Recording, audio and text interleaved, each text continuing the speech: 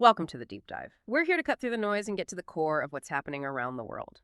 Today, we're diving into Brazil. It's August 2025, and the nation seems to be standing at a really perilous crossroads. You've got this immense economic potential, right? But it's also just tangled up in these deep, deep political divisions. So, our mission today is to unpack the sources we've gathered, articles, reports, our own notes that paint this picture of, well, almost two Brazils. On one side, you have Brasilia, kind of stuck in political paralysis.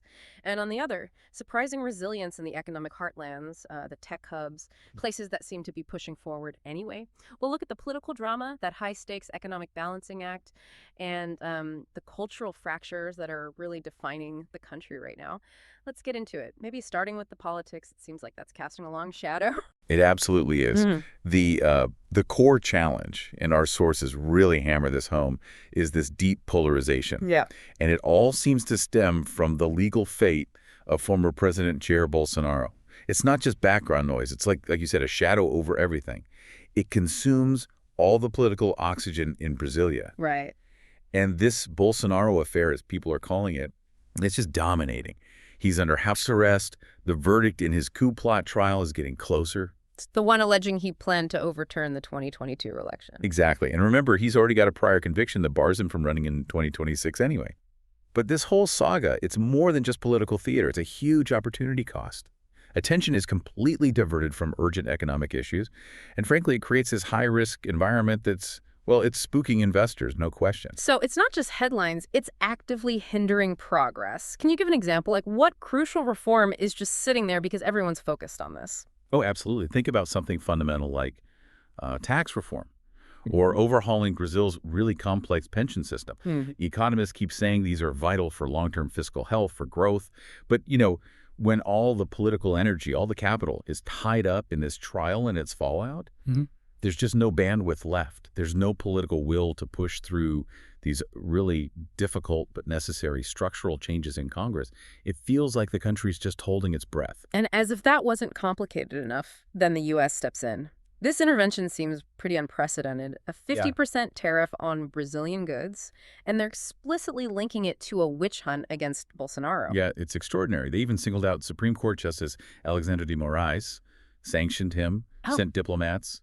It's heavy stuff. But unpack those tariffs for us, because 50% sounds devastating, but then you see all these exemptions, over 690, you said, for things like crude oil, iron, steel, Embraer planes. That's nearly half of Brazil's exports to the U.S., right? Exactly right. It's not designed for maximum economic destruction. It feels much more political. Our sources are calling it managed uncertainty. Managed uncertainty. Explain that a bit more. Well, imagine you're, say, a Brazilian coffee exporter. Suddenly, you have no idea if your biggest market, the U.S., is going to hit you with a crippling tariff next week. That kind of risk. It just paralyzes any long-term planning, any investment.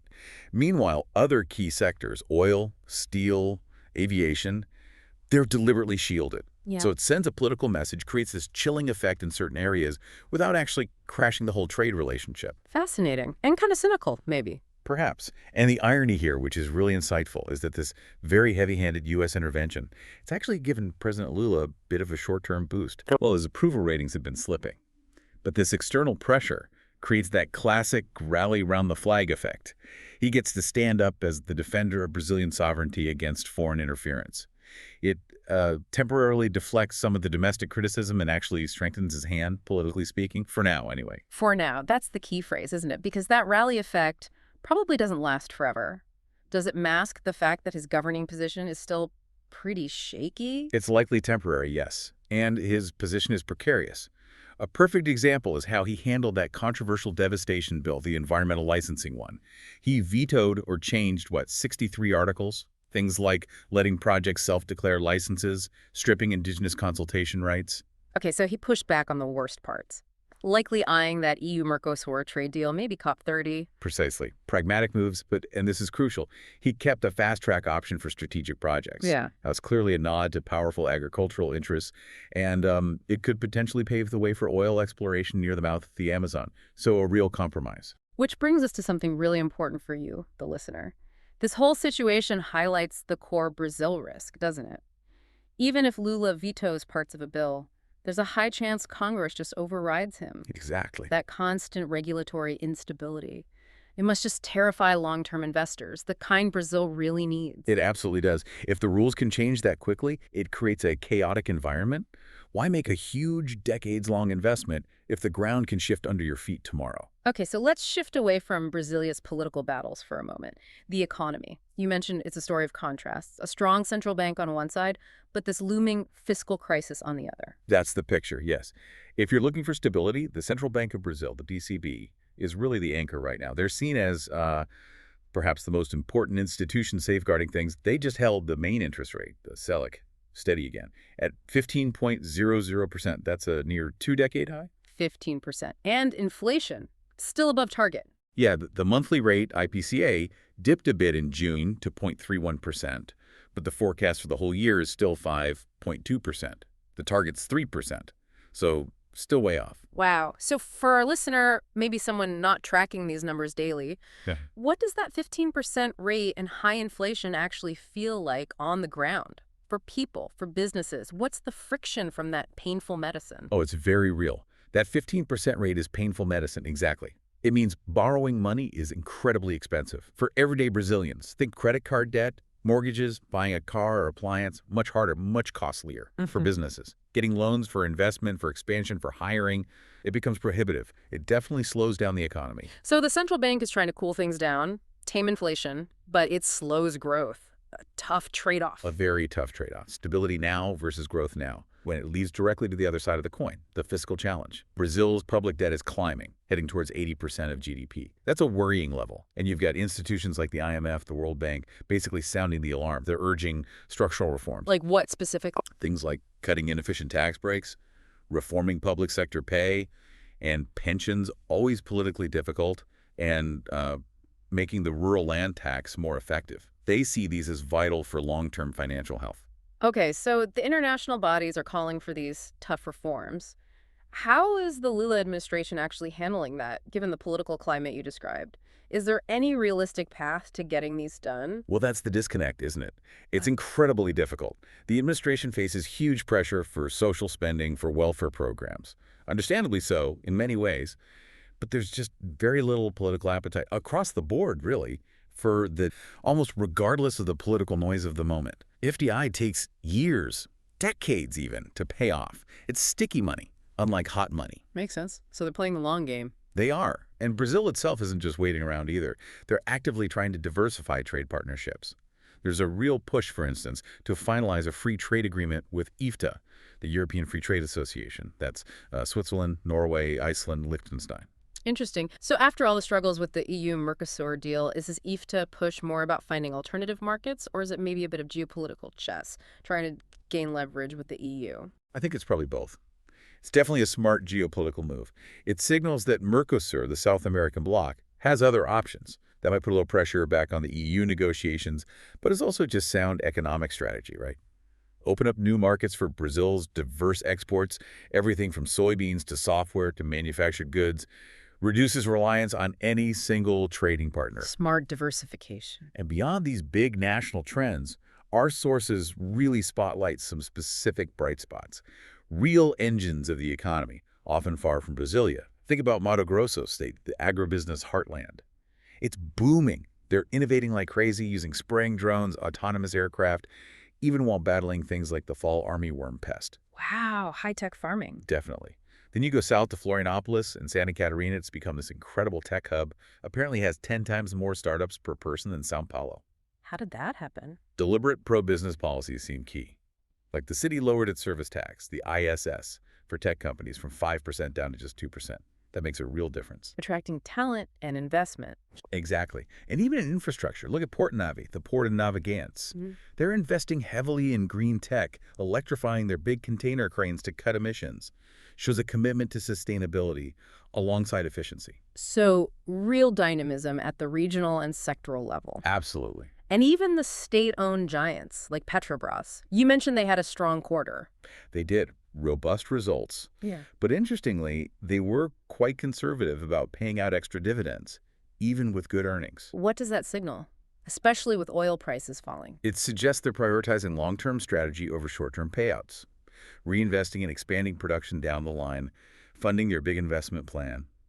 It indicates a focus on securing future energy supply, maintaining market position, which kind of aligns with the government's broader developmental goals for a state-owned company like Petrobras. Okay, so we've covered the political paralysis and the sort of economic tug of war. But Brazil's more than that, right? It's got this incredibly vibrant, complex culture.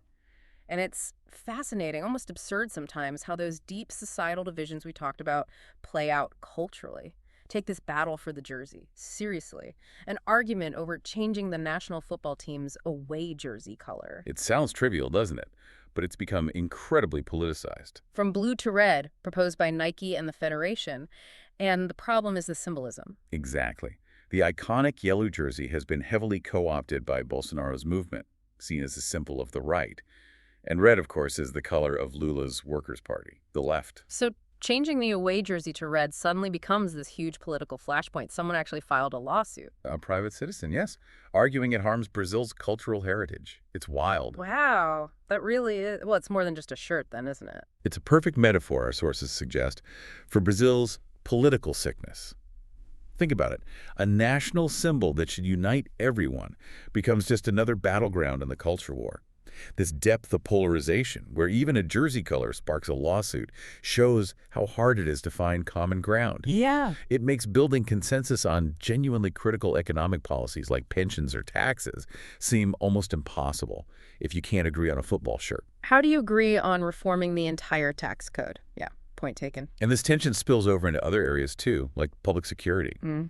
There was this really unsettling incident recently described in our sources at the U20 Women's Water Polo World Cup in Salvador, Bahia. What happened? Gunshots were heard nearby outside the venue, and play was halted. Yeah. The athletes actually had to get down, take cover mid-game. Oh my goodness, But was anyone hurt? thankfully, no.